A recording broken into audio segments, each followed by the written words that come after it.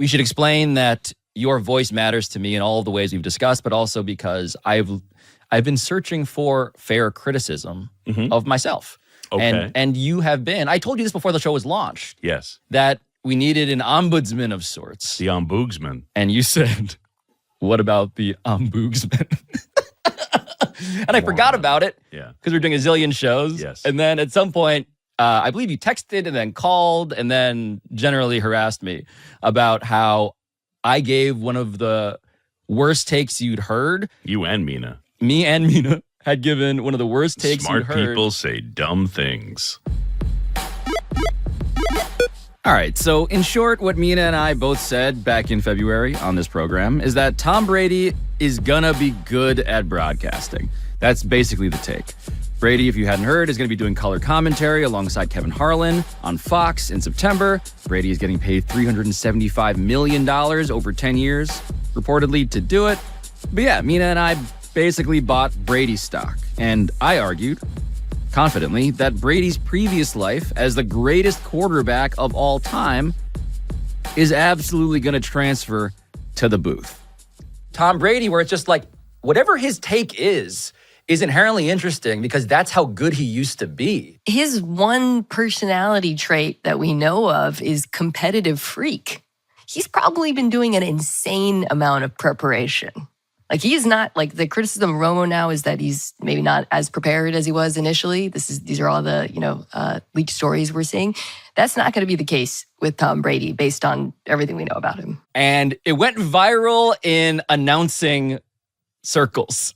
It sounds like, where people were like, these f***ing alleged smart people. I don't know about that. I think most people are on your side, to be honest. Oh, I mean to say publicly, yes, and Dan was on the other side of it. Yes. But Mina, I would say to you as someone who has done that, I would say to you as someone who has a lot of information at her disposal, you know how fast all that moves. You can prepare for that. Tom Brady, I'm sure, will have a lot of things to say and not enough time to say them because you are not prepared for how quickly all of that moves when you've got 700 sheets of paper in front of you and you need to know. And Dan is always on the wrong side of Always history. on the wrong side. Dan Lebitard on the right side. That's the thing that where I'm just gently. It's a dangerous place for you to be. Dangerous place, yeah. On his side. Me and Lebitard out on a limb is just insert. I mean, there's no joke. You don't even need, But the announcing circles I refer to are people who actually are announcers. Yeah. Who are like,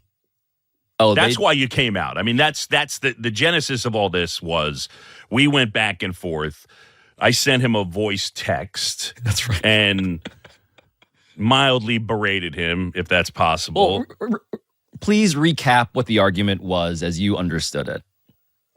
I just thought it's hard to be an analyst, and the idea that, look, if you're betting on it, more often than not, these guys come to become color analysts. They're not very good. The ex-athletes, like in this case, Tom Brady was and there's the guy. So many reasons for it. I mean, I would say number one is they're not going to respect it and put the work into it that they put into their game. But then the next part that I would say that you guys were missing is just this idea of, like, when Tom Brady's playing the other team, he doesn't know the first and last name of all 11 on the other side.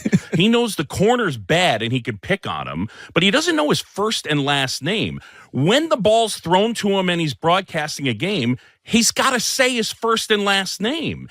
And accessing that is a completely different skill set than the idea of, oh, he's open, I can throw it to him. Like, it's completely different.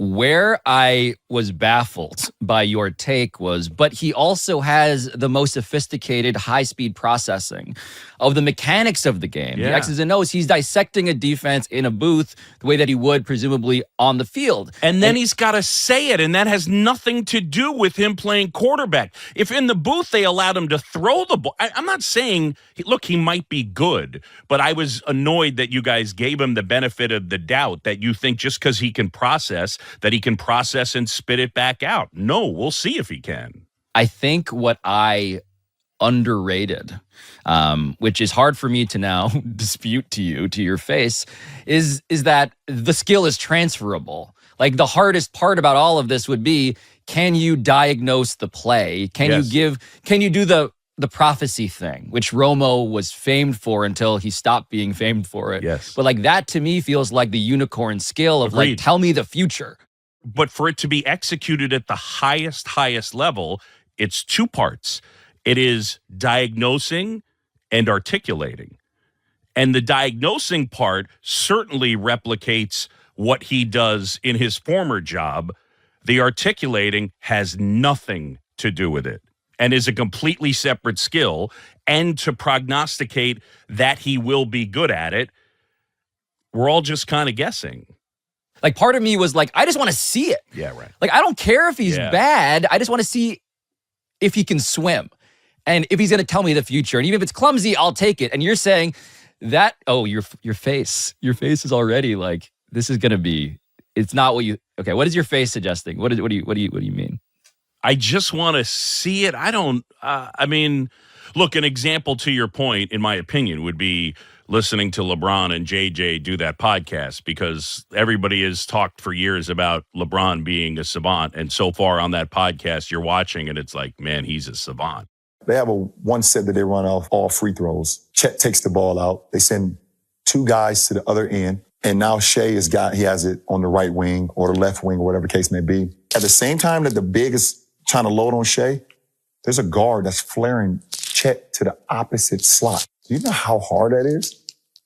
They're flaring a 7-footer to the opposite slot. But it's not happening in live real time. Right. And that's the distinction. And look, don't get me wrong. I am not a brain surgeon. You're calling Tom Brady unclutch. Is what you're doing. That's chokes under pressure. Yes, that's correct.